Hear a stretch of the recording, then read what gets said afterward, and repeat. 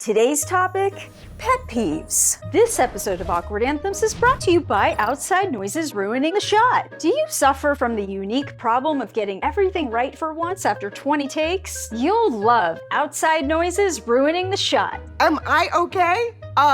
No. Subscribe today, and we'll throw in loud dogs, loud traffic, and colorful language for free.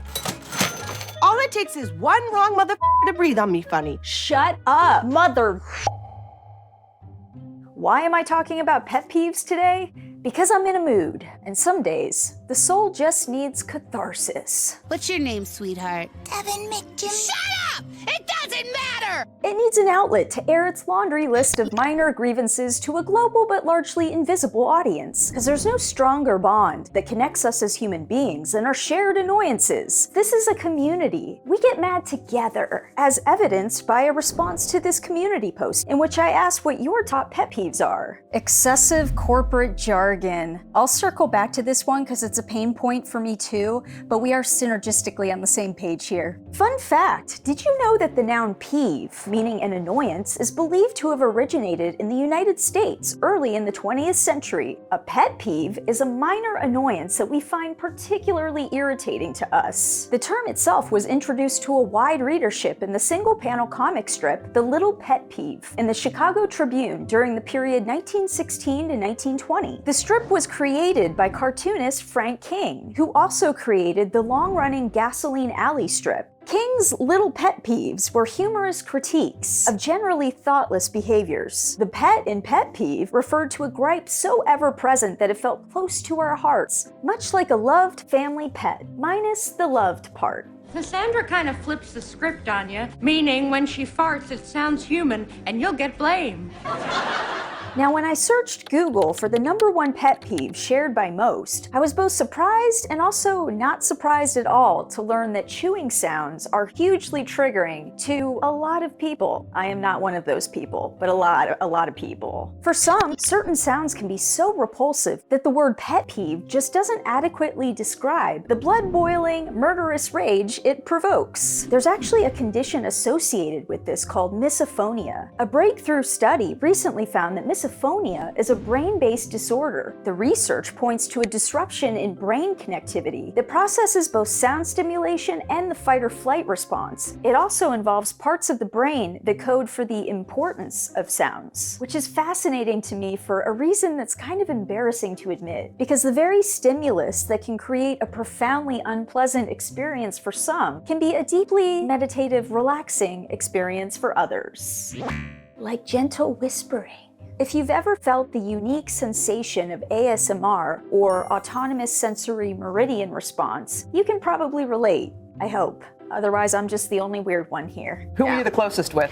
Amy, I guess. I love her. I do too. She's weirder than I am. For some context, ASMR is a sensory experience elicited by auditory and visual triggers. For me, it feels like a tingly sensation that starts at the back of my neck and travels down my body like a cozy, warm, loving blanket.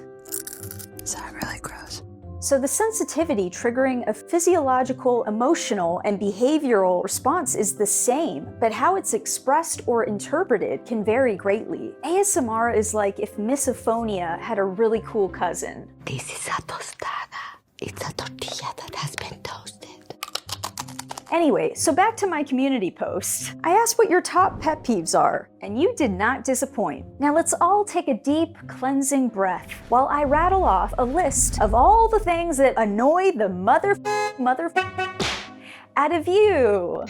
Lack of situational awareness in crowded public spaces. Putting your phone on speaker, so we're all forced to bear witness to your horrific taste in music and your private phone conversations. You should probably get that mole checked out, but that's none of my business. A chronic failure to be punctual. Your lateness is not fashionable or cool, but it does convey a certain lack of consideration for other people's time. Being rude to your server or anybody in a public-facing job. This is a big one. The customer is not always right, and quite frankly, if you're doing this to someone handling your food, you are playing a dangerous game, my friend. The fact you have not yet interviewed culture writer and author Karen Hahn, who is the co-writer of the channel Brian David Gilbert. That one's oddly specific.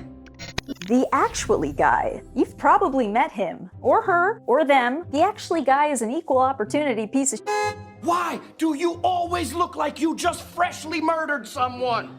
But he's not without some degree of self-awareness. I know this because I met him. He actually popped up in my comment section and blew his own cover. And actually, I respect the honesty.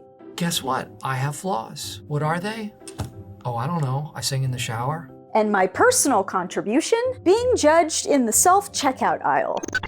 Please place your processed garbage in the bag. But I would be remiss if I did not include the honorable mention of clapping when the plane lands. That one's kind of amusing. It's like, yay, we're not gonna die today. Yay! What are some of your pet peeves? And does one of them include YouTubers asking you to like and smash buttons to get notified? Another pleasant day shot to pieces. I am so sorry. Tell me in the comments, and until next time, awkward and out. I'm gonna accidentally say something bad here. You bothersome bully ball. Wait. Outside noises ruining the shot. Wrong time at the right time. What? Wrong time at the right time? Nope. Wrong time at the right time. What? Why settle? That was a complete sentence. I feel like I need a weapon.